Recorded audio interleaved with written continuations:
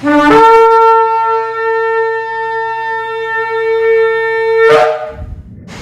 Shalom, esta es la congregación 20 Pilares del sector Candelaria en Arecibo, en la carretera número 2, cerca de la entrada de Sabana Hoyo.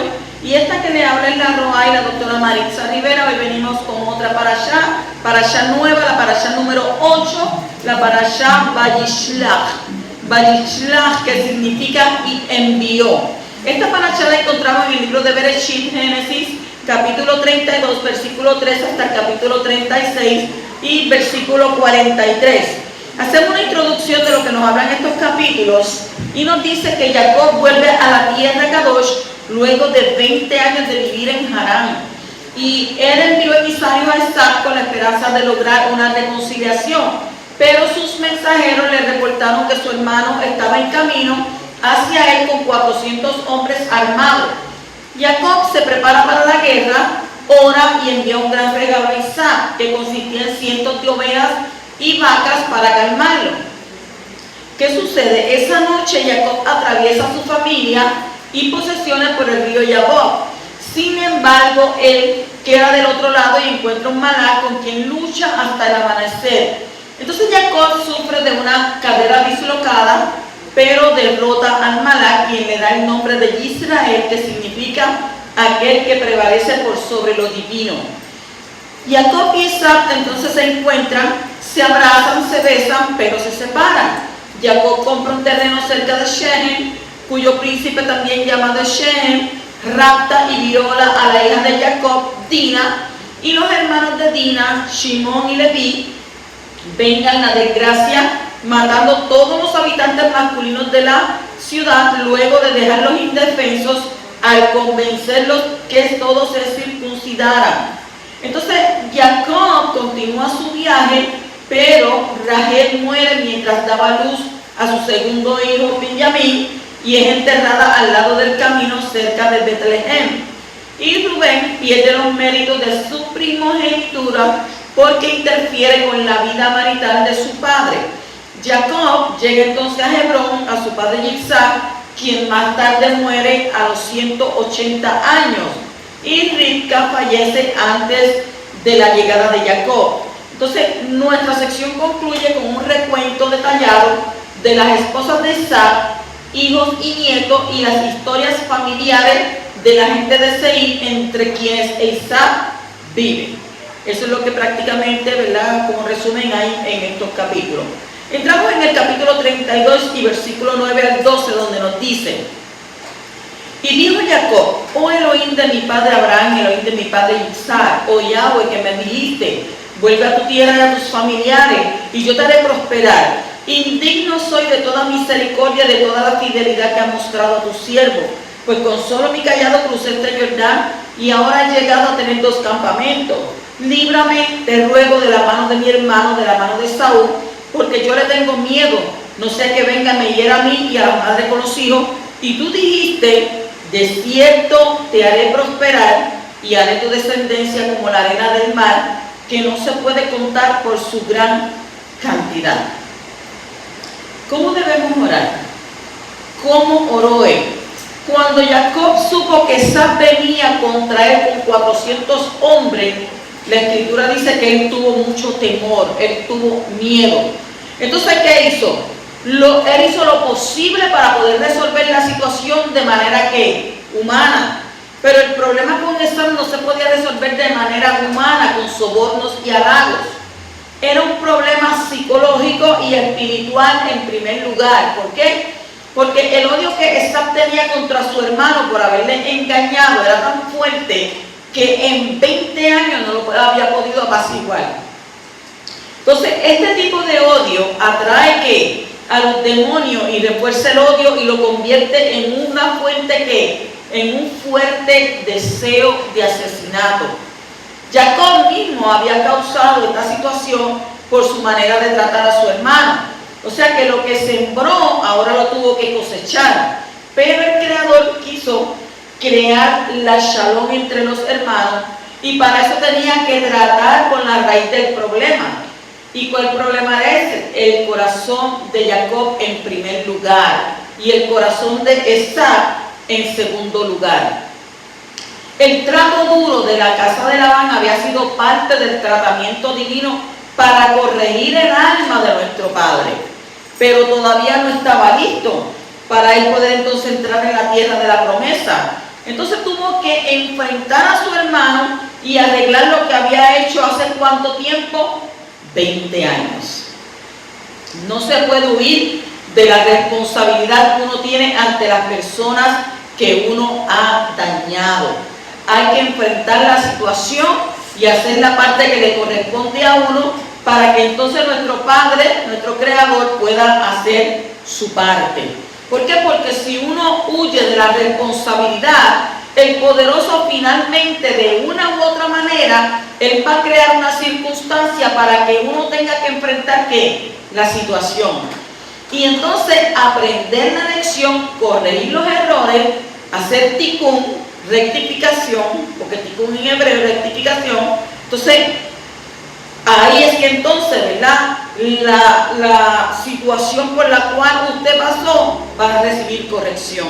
Entonces, la tensión era muy fuerte.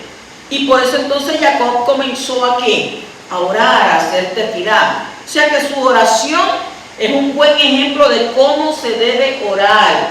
Entonces, quiero destacar 3 cosas de esta oración que nos pueden ayudar en nuestras oraciones, ¿verdad? De esa oración que hizo Jacob.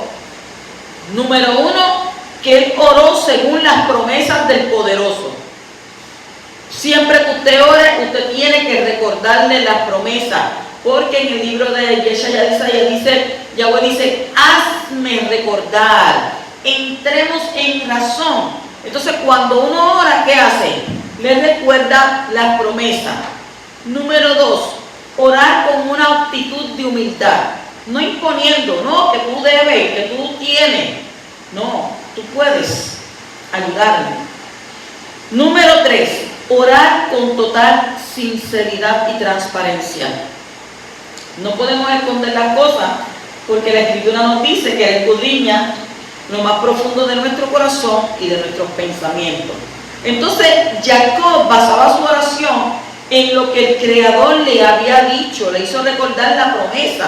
Y 2 veces destaca lo que Yahweh le había prometido. Entonces, la mente humana dijo que ahora había una situación de sumo peligro con una persona que había determinado matar a Jacob, que venía contra él con 400 hombres. Entonces Jacob no tenía ninguna posibilidad para enfrentar tantos hombres por la fuerza. Y la familia entonces estaba en ¿qué? En un grave peligro de ser exterminada completamente. Por otro lado, estaban las promesas de Yahweh, que decían que la descendencia de Jacob iba ¿qué? Iba a multiplicarse como la arena del mar, y que el Creador iba a estar con él en el momento de volver a la tierra. Así que dentro de Jacob estaba la lucha mental entre la realidad física en la que vivía y las promesas espirituales de Abba. Entonces, cuando Jacob oró, optó por sobreponer las promesas por encima de la situación. O sea, a veces las cosas que nosotros vemos y que entendemos que no tienen salida y vemos que al final, ¿verdad?, se va cortándose el camino, se va estrechando. Y entonces uno tiene que poner ¿qué? Tiene que poner nuestra mente, nuestra mentalidad en las promesas del poderoso, que dice, no te dejaré, no te desampararé, y con la diestra de mi justicia te cuidaré siempre. Él va a estar ahí. Pues entonces tenemos que recordarnos de esas promesas. Si una oración, según las promesas del Creador, las oraciones tienen mucho efecto y van a producir un cambio en la realidad física, porque cuando usted ora en lo físico, en lo espiritual usted produce cambios. Entonces Jacob reconoció que no era digno de recibir tanta riqueza. Sabía que todo lo que tenía era por pura misericordia de Yahweh. Si el Creador le había dado tanto, no a base de sus propios méritos, sino por la Hanán, por la gracia divina, entonces él estaba interesado en bendecir a Jacob. Jacob no se aferraba a lo que tenía, sino que reaccionó, reconoció también que solo era un administrador indigno de todo.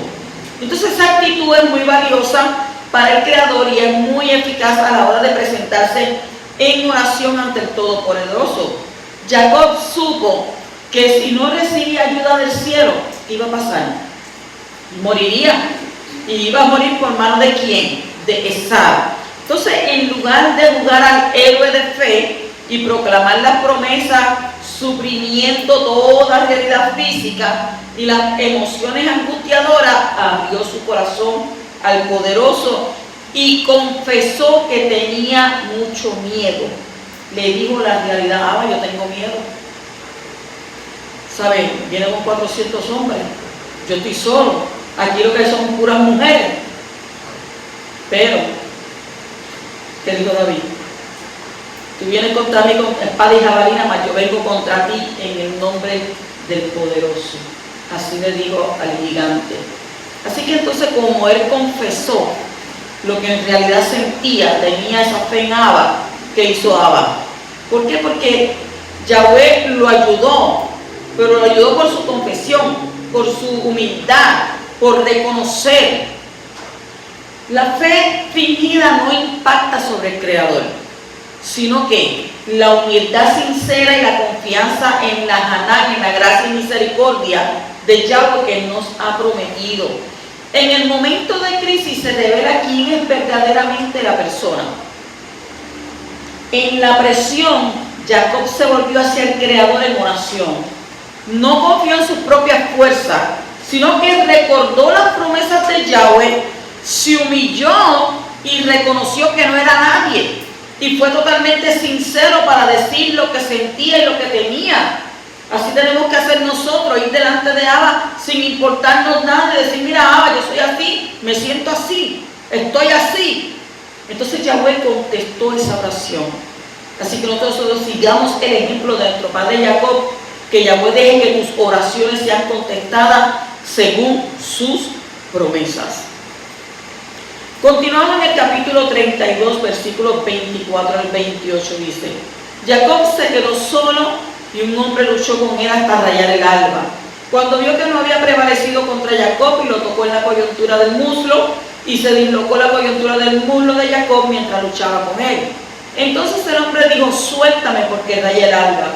Pero Jacob respondió: no te soltaré si no me bendices. Y él le dijo: ¿cómo te llamas? Y él respondió: Jacob. Y el hombre dijo: ya no será tu nombre más Jacob, sino Israel. ¿Por qué? Porque has luchado con Elohim y con los hombres y has prevalecido. ¿Qué pasó con Jacob en aquella lucha? Por fin Jacob se quedó solo. Y allí es donde el Creador lo quería. ¿Por qué? Porque quería tratar con él a sola y envió uno de sus mensajeros celestiales para luchar con él. Y esa es la lucha final para preparar nuestro Padre para la entrada a la tierra prometida. La lucha con el Malak es el sumario de toda la lucha que había habido entre Jacob y el Creador a lo largo de sus 97 años de vida. O sea que Jacob quería conseguir las cosas a su manera, con su propia fuerza. Pero Yahweh quiso debilitar su confianza en su propia fuerza para que él pudiera manifestar su fuerza sobrenatural y hacer las cosas a su manera. ¿Qué quería Yahweh? Quería llevar a Jacob a un punto de quebranto, donde él iba a reconocer que había sido un suplantador, que él había sido un engañador, como dijo su hermano Esaú en el capítulo 27:36. Con razón se llama Jacob, pues me ha suplantado estas 2 veces. Oiga, fue listo, era un hombre listo. Entonces, cuando el Malak vio que no podía con la fuerza del yo de Jacob, dice que le dio un golpe en el lugar más fuerte del cuerpo humano. Y así Jacob fue hecho un minusválido y ya no podía confiar en su fuerza física. Luego, para poder ser bendecido, tuvo que decir cómo se llamaba. ¿Por qué? Porque era necesario admitir que su nombre era suplantador, lo cual implica un reconocimiento de que había algo en él que no era agradable ante el Shamayim, ante el cielo. Y al ser capaz de mentir, engañar y hurtar para obtener beneficios materiales y espirituales, En ese momento, el carácter engañoso de Jacob fue que expuesto a la luz del que todo lo ve. Y Jacob lloró quebrantado, como está escrito en Oseas, capítulo 12, versículo 2, capítulo 3, versículos 3 y 4. Oseas 12, 2, 3 y 4. Dice: el Creador castigará a Jacob conforme a sus caminos, conforme a sus obras le pagará. En el vientre tomó a su hermano por el calcañar, y en su madurez luchó con Elohim. Sí, luchó con el Malak y prevaleció, lloró y le pidió su ayuda. En Betel le encontró, y allí él habló con nosotros. O sea que en ese quebranto estaba ¿qué? Estaba la bendición y el triunfo. Jacob tuvo un nuevo nombre, lo cual implica una nueva manera de ser, una nueva identidad. Entonces, cuando uno se humilla, es que exaltado. Y cuando nuestro padre Jacob se humilló hasta lo sumo, el Creador finalmente pudo ayudarle a hacer su tikkun, su rectificación en su carácter. Entonces, si él pudo hacerlo con Jacob, después de 97 años de vida, lo podrá hacer con nosotros si nos humillamos y permitimos que él nos moldee conforme a ¿qué? A su gran modelo para el hombre, que es el Hijo del Hombre. Así que el Creador pueda llevarnos a la perfección, a hacer tikkun. Continuamos en el capítulo 33 y versículo 4. Dice: entonces Esaú corrió a su encuentro y lo abrazó, y echando sobre su cuello lo besó y lloraron. ¿Fue genuino el beso de Esaú? Después de 20 años. El texto hebreo presenta una escritura poco frecuente en este texto. La palabra hebrea que fue traducida como "y lo besó" es vayishka, vayishkahu, vayishkahu, V-A-I-S-K, acentuada H-U, vayishkahu. Tiene un pequeño punto sobre cada letra. Y el famoso comentarista medieval Rashi explica que cuando aparecen este tipo de puntos encima de una palabra, hay un indicio de que esa palabra debe ser interpretada de manera especial. Si hay más letras que puntos, se interpreta la palabra tal como es. Pero si hay más puntos que letras, se cuentan las letras que están debajo de los puntos como una palabra independiente aparte de la que ya está. En este texto, la cantidad de puntos coincide con la cantidad de letras. Y por eso hay diferentes opiniones de interpretación entre los rabinos. Unos dicen que la palabra debe ser interpretada como si no existiera, o sea, es decir, que el beso de Esaú solo fue ficticio. Y otros opinan que debe ser entendida al revés, que aunque Esaú odiaba a Jacob, tuvo compasión en ese momento y lo besó de todo corazón. Personalmente creo que debemos interpretar el texto según la última opinión. Dentro de Esaú había tanto lo bueno como lo malo, como en todas las personas. Entonces, en el momento de este encuentro, el Creador activó las emociones positivas que tenía hacia su hermano, y el milagro del encuentro maravilloso entre estos dos fue producido por nuestro Creador. Entonces, esto es el resultado de la lucha que tuvo nuestro padre Jacob la noche anterior. Después de haberse humillado y reconocer su falta, entonces dice que fue bendecido, fue levantado. El poderoso tomó control de la situación y produjo que este encuentro divino entre los hermanos fuera ¿qué? Positivo. Entonces Jacob reconoce que no solamente había visto el rostro del Todopoderoso en el Malak que luchó con él, sino que también en el rostro de su hermano que le recibió de esa manera maravillosa. Imagínese usted va para donde él y él, lo único que él piensa: me va a matar. Después de 20 años, no importa cómo me vea, viene con 400 hombres, que lo que viene es aniquilarme. Pero qué grande es Yahweh, ¿verdad? ¿Por qué? Porque él puede cambiar la muerte en vida. La muerte segura para Jacob y su familia fue transformada en vida y en shalom. ¿Por qué? Porque el que se humilla ante el Creador será exaltado y va a ver los cambios radicales en sus circunstancias. La experiencia de Jacob es también un simbolismo que habla de la muerte y resurrección del Hijo del Hombre. sea que él se humilló hasta lo sumo, fue quebrantado y muerto en un madero de ejecución romana, y por causa de esa humillación y obediencia, el Creador le resucitó y le elevó hasta lo sumo y le dio el nombre que es sobre todo nombre, para que ahora pueda actuar como gobernante de toda la creación en el nombre de nuestro Abba Kadosh. Así que el poderoso nos ayude a poder humillarnos ante su mano poderosa y experimentar esos cambios radicales que necesitamos para nosotros poder vivir en triunfo en esta vida. Bendito el poderoso. Capítulo 33 y versículo 14. Continuamos ahí. Dice: adelántese ahora mi Adón, mi señora, su siervo, y yo avanzaré sin prisa. Pero él se lo dijo, ¿verdad? Avanzaré sin prisa, yo no tengo prisa por llegar. Al paso del ganado que va delante de mí y el paso de los niños. Imagínense, usted da 4 pasos y un niño da 2. Pero él dice al paso de los niños, hasta que llegue mi Adón en Seir. ¿Cuándo llegó Jacob a Seir? Jacob tenía que caminar despacio por causa de sus niños y su ganado. Y él había aprendido a no forzar las cosas para no tener una pérdida considerable. Cuando Jacob salió de la casa de Labán, tenía en su mente ir a su padre Isaac en la tierra de Canaán. Eso está en el capítulo 31, versículo 18. Pero cuando se acerca a la tierra de Canaán, no va directamente a ver a su padre, sino que se queda mucho tiempo en varios otros lugares. Entonces, ¿por qué Jacob no fue directamente a ver a su padre Isaac? No sé. Lo que sé es que no tuvo prisa para volver a verle. Entonces, cuando Jacob estuvo trabajando con su tío, tampoco tenía prisa.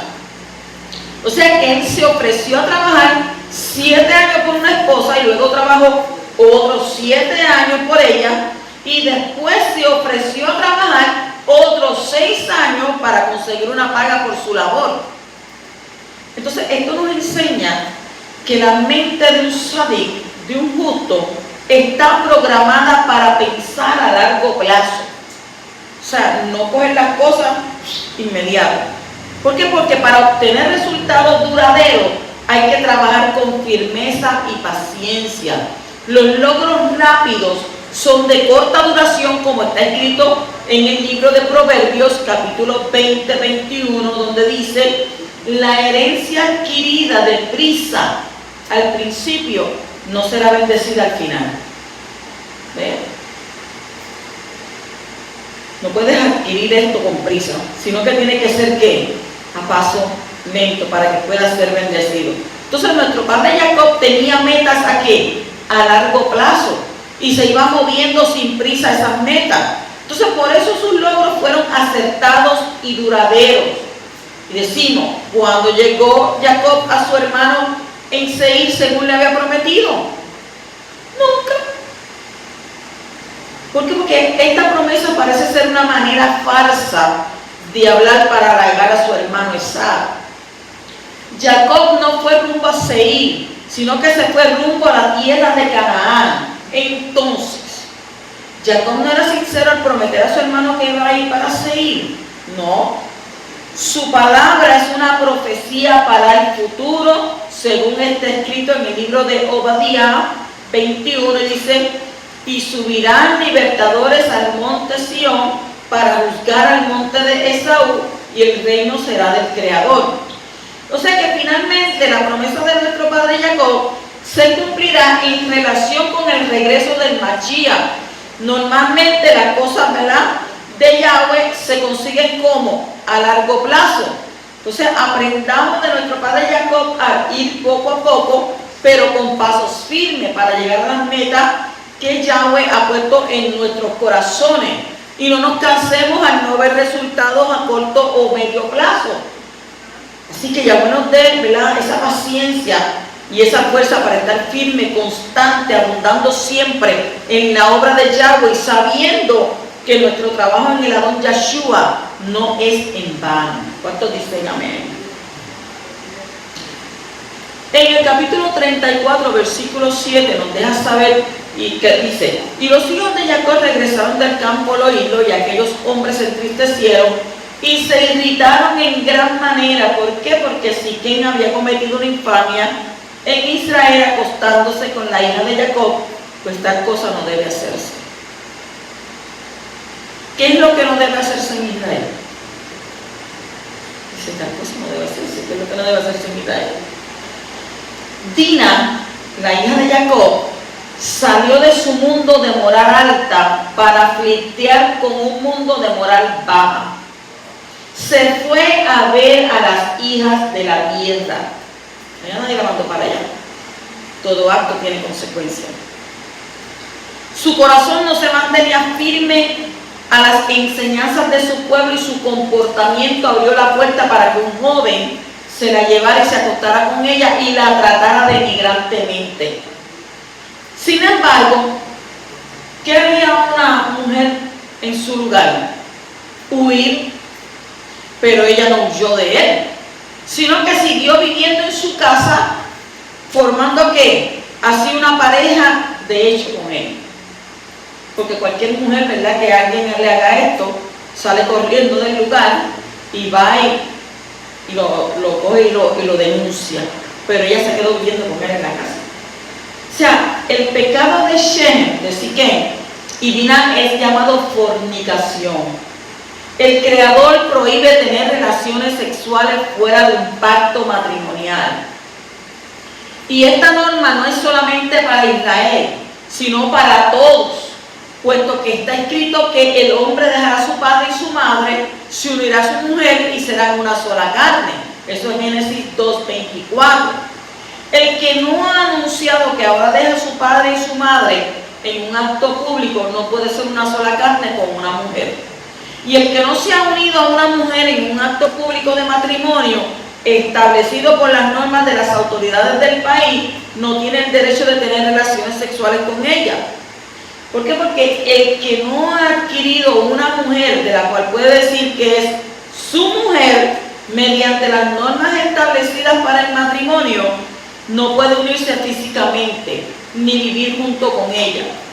Cuando los hijos de Jacob oyeron lo que había pasado con su hermana, se indignaron sobremanera y dos de ellos se volvieron muy violentos, queriendo defender la moral alta de su familia y vengarse de lo que Shem había hecho. No le digo de Dina, de su familia. O sea que aunque lo que estos dos hermanos hicieron no fue correcto de ninguna manera, pero sus mentes estaban en lo cierto en cuanto a la vigilancia y protección de la moral alta, no solamente para obedecer al Creador y consagrar su nombre, sino también para proteger a su pueblo de esta clase de pecado, que siempre lleva a la destrucción de las civilizaciones. Entonces, ellos pensaban que una tal infamia no se puede cometer en Israel, que alguien tenga relaciones sexuales en un previo pacto matrimonial legal. Además, el pueblo de Israel tenía un llamado de ser un pueblo que Kadosh, y no se podía permitir que los incircuncisos se mezclaran con la simiente de Abraham. Cuando Jacob reprendió a Shimón y a Leví por lo que habían hecho, ¿qué le dijeron ellos? Ellos contestaron que no se puede tratar a una hija de Israel como una prostituta. Capítulo 34, versículo 31. O sea, que su motivación era correcta, pero no su manera de tomar la justicia en sus propias manos y vengarse de todo un pueblo por lo que había hecho un hombre, que además había sido provocado en parte ¿por quién? Por su hermana Dina. Más adelante la hija de Shimón y Leví fue maldecida por su padre, según el capítulo 49, versículo 7. Y el resultado de este pecado de asesinato fue que las dos tribus fueran ¿qué? Esparcidas entre las demás tribus a la hora de repartir la tierra. Capítulo 49, 7, Números 35, 2, Josué 13, 14 y 19, 1 y 9. En el Israel del Kadosh, bendito sea, no se puede cometer fornicación. Los que son verdaderos israelitas se cuidan mucho del pecado de fornicación. ¿Por qué? Porque ninguno que vive practicando fornicación puede heredar el reino venidero, como está escrito en 1 Corintios, capítulo 6, versículo 18, donde dice: huid de la fornicación, Todos los demás pecados que un hombre comete están fuera del cuerpo, pero el fornicario peca contra su propio cuerpo. También en Efesios 5:5-7 dice, ¿sabéis esto? Que ningún fornicario inmundo o avaro que es idólatra tiene herencia en el reino de Mashiach y de Elohim. Nadie os engañe con palabras vanas, porque por estas cosas viene la ira de Elohim sobre los hijos de desobediencia. No seáis pues partícipes con ellos. También en Colosenses 3:5-6 dice, por tanto, considerad a los miembros de vuestro cuerpo terrenal como muertos a la fornicación, la impureza, las pasiones, los malos deseos y la avaricia, que es idolatría. Pues la ira de Yahweh vendrá sobre los hijos de desobediencia por causa de estas cosas.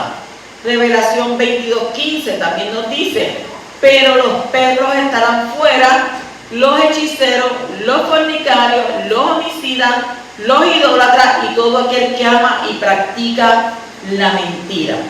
Entonces, si has practicado fornicación, arrepiéntete. Toma la decisión de nunca más volver a hacerlo. Pídele perdón a Yahweh, ¿para qué? Para que puedas ser limpiado por la sangre del Mashiach Yeshua, que es efectivo en todos los que abandonan el pecado. Y que Yahweh nos dé fuerza a todos los días para vivir en triunfo sobre el pecado sexual. Capítulo 35, versículo 18 dice, y aconteció que cuando su alma partía, pues murió, lo llamó Benoni, pero su padre lo llamó Benjamín. ¿Por qué Jacob cambió el nombre de Benoni? Rachel murió antes del tiempo, pero fue a causa de ¿qué? Por la maldición que Jacob había pronunciado sobre la persona que había robado los dioses de Labán. El poder de las palabras es inmenso y hacemos bien en pensar antes de pronunciarla. En el momento de morir, Rachel dio a su hijo, que estaba naciendo en ese momento, el nombre de Benoni, que significa Benoni, hijo de mi tristeza. Pero Jacob le cambió el nombre por el de Benjamín, que significa hijo de la derecha. En la geografía de la Torá, el oriente siempre está hacia adelante, no como hoy en día cuando todos los mapas colocan el norte hacia adelante. Por lo tanto, la derecha implica también el sur. En el Salmo 89:12 aparece la palabra hebrea Yamín como una referencia al sur. Por eso, Rashi dice que el nombre Benjamín hace referencia al lugar del nacimiento de este hijo, que fue el único que nació en la tierra de Canaán, que está al sur de Padán Aram, donde nacieron los demás hijos de Jacob. Entonces Jacob no quería permitir que la pena por la muerte de su amada esposa le impidiera llegar a la meta que había puesto en su mente desde que salió de la casa de Labán. ¿Qué él quería? Llegar a su padre Yitzhak, y Yitzhak estaba en ¿dónde? En el sur. Y el sur era la meta para Jacob en esos momentos. Por eso él cambió el nombre del segundo hijo de Rachel para marcar que la tristeza no debería ser lo que caracterizara a su hijo, sino la visión que estaba por delante. Entonces, el cambio del nombre muestra la importancia que Jacob daba a la visión que tenía. Solo se quedaba una pequeña distancia para llegar a la meta donde estaba su padre. Hebrón no estaba muy lejos de Betlehem. Y finalmente llegó a la meta y pudo ver a su padre, según nos dice el capítulo 35, versículo 27. O sea, no permita que las penas y las tristezas que aparecen en el camino te hagan perder tu vista de las metas que Yahweh ha puesto delante de ti. Que Yahweh nos ayude a no caer en el pozo de la amargura, sino llegar a ¿dónde? A la meta que Él nos ha puesto a nosotros. Continuamos en el capítulo 36, versículos 6-7. Dice, Saúl tomó sus mujeres, sus hijos, sus hijas y todas las personas de su casa, sus ganados, todas sus bestias y todo cuanto había adquirido en la tierra de Canaán.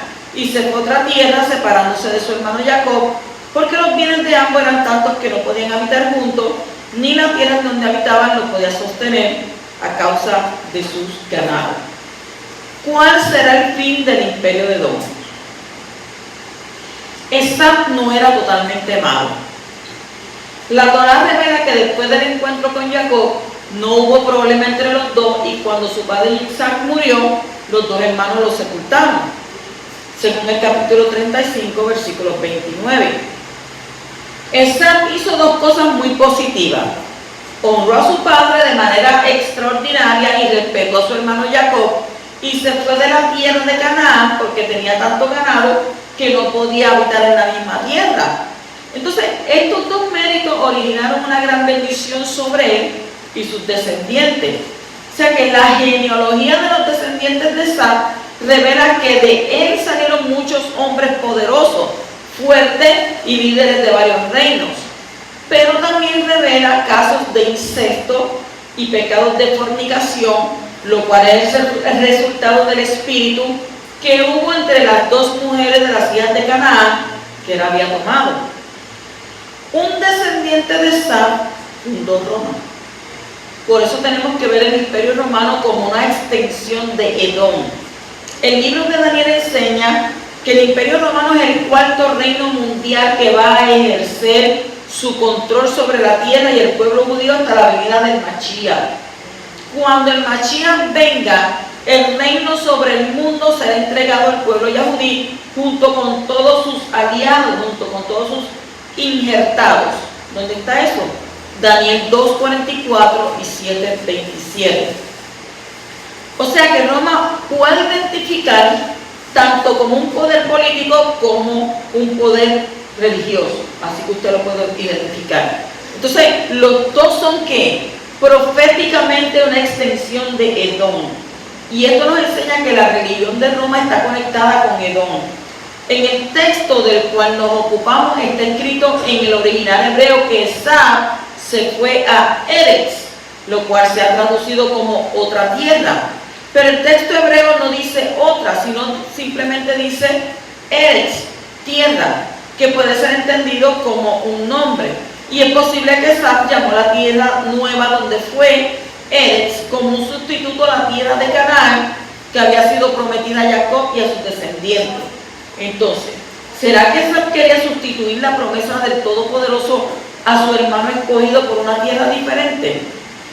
Lo cierto es que el espíritu que sale de Roma enseña similarmente que el pueblo escogido ya no es escogido y que los gentiles, los cristianos, ahora son el pueblo escogido, el nuevo Israel.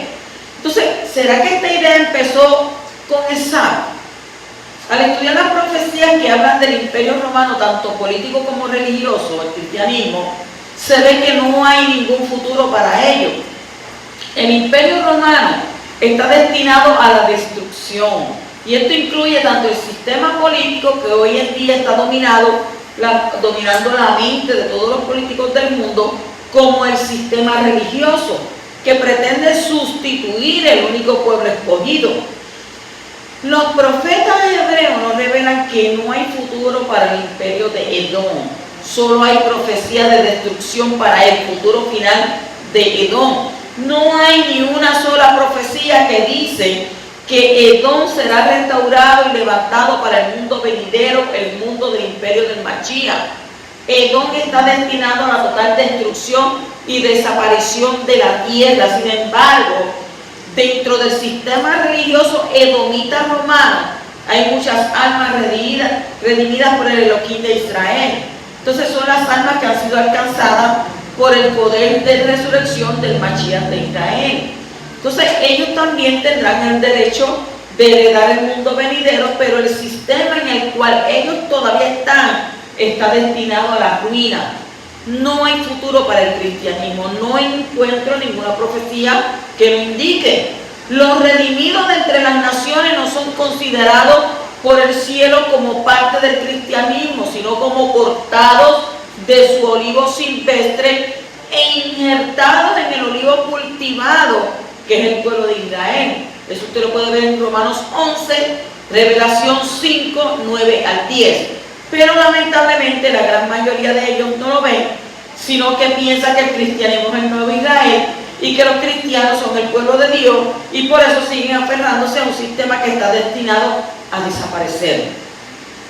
El sistema religioso edomita romano es el mismo que la gran ramera que se encuentra en el libro de Revelaciones.